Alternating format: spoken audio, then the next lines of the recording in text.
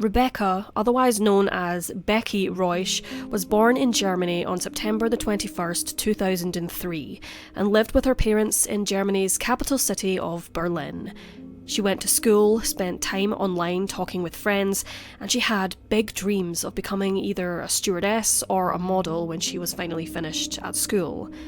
But in those last cold months of winter 2019, Rebecca and her family's lives were all flipped upside down, and Rebecca went from being your everyday average teenage girl to being a household name all across Germany.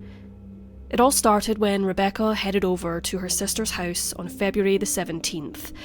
Rebecca's sister, Jessica, lived in the Brits district of Berlin with her husband, Florian, and their 2-year-old daughter, and Rebecca was joining them to spend some time with the family.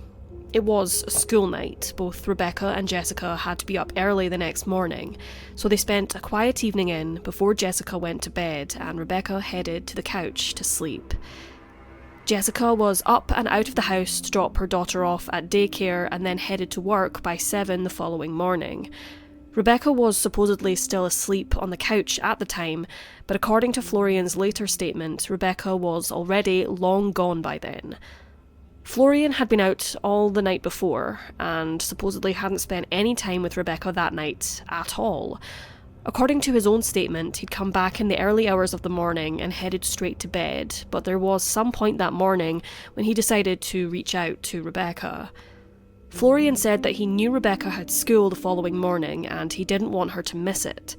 At 7:15 on the morning of the 18th, he allegedly got out of bed and headed to the living room to make sure that Rebecca was up and getting ready to head to school, but to his surprise, he found the room empty.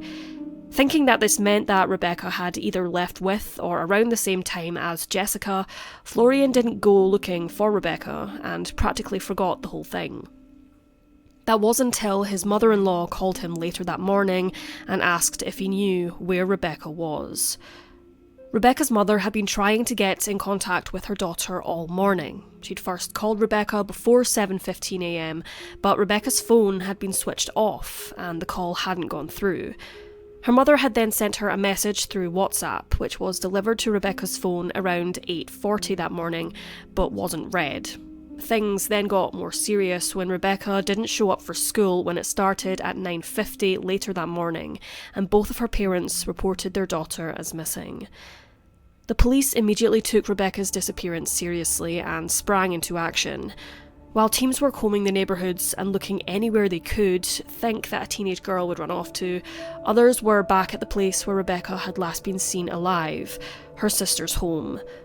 Florian stuck with his story that Rebecca had already left the house by the time he checked on her at around 7:15 that morning, but data records later showed that Rebecca's phone had been connected on and off to the Wi-Fi in the house between the hours of 6 a.m. and 8 a.m, with the last connection coming in closer to 8 a.m.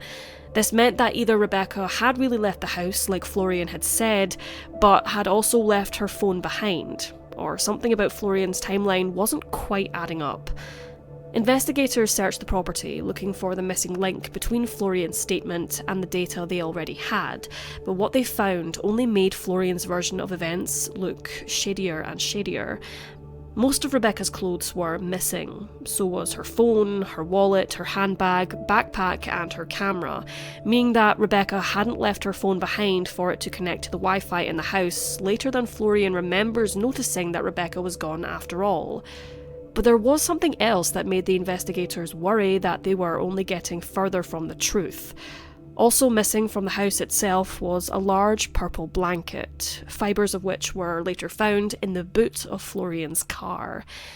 This and the contradictions between Florian's statements and the evidence were enough for the police to arrest him.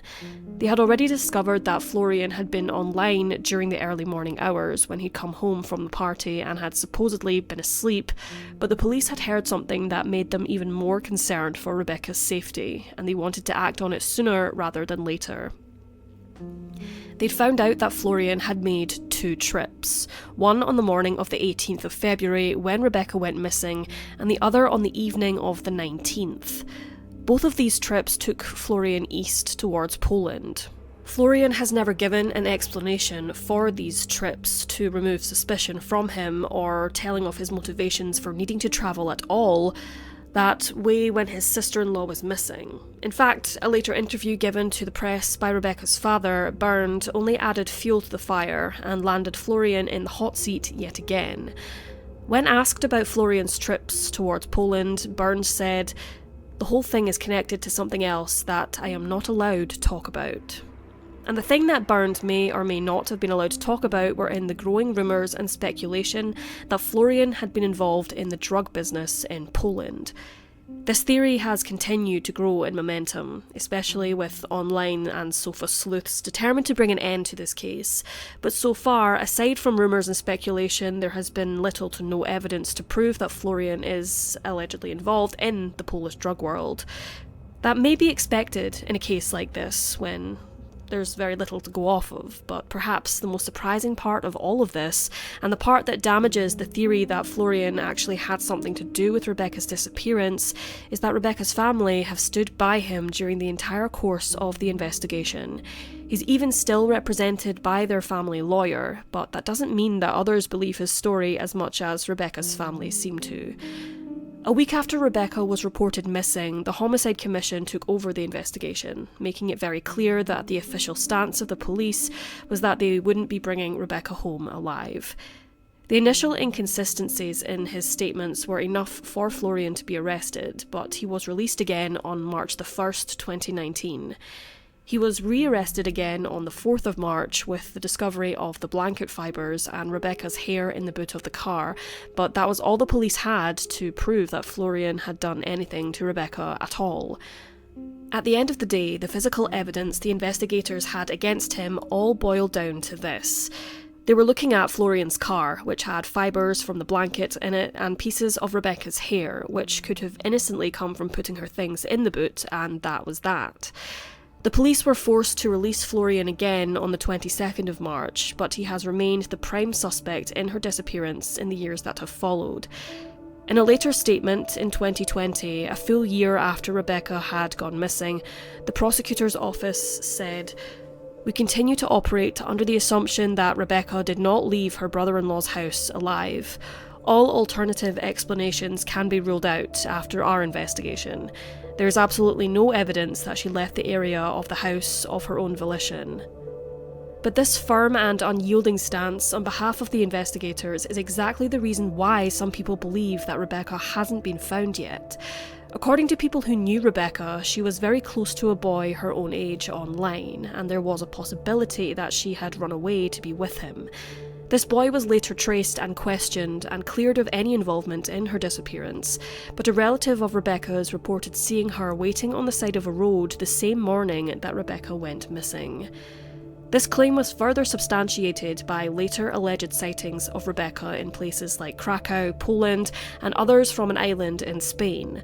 This has led some people to believe that Rebecca voluntarily ran away from home, perhaps to start a new life or maybe to be with someone she met online, but the police are unconvinced. They investigated these sightings and supposedly didn't find any traces of Rebecca. This was enough for some people to give up on the idea, but some of Rebecca's family members claim that the police didn't investigate these sightings thoroughly enough. They continue to say that the police aren't taking Rebecca's case seriously because they're still operating under the assumption that something has already happened to Rebecca and not entertaining the theory that she is actually alive out there somewhere, just waiting to be found. As of June 2023, there has been little movement in Rebecca's case since Florian was last released, but the police continue to investigate and are asking the public to come forward with any leads or information they may have that could lead them to bringing the teenage girl home to her family, who have been desperately searching for her and have continued to hold out hope that she will come home alive and well.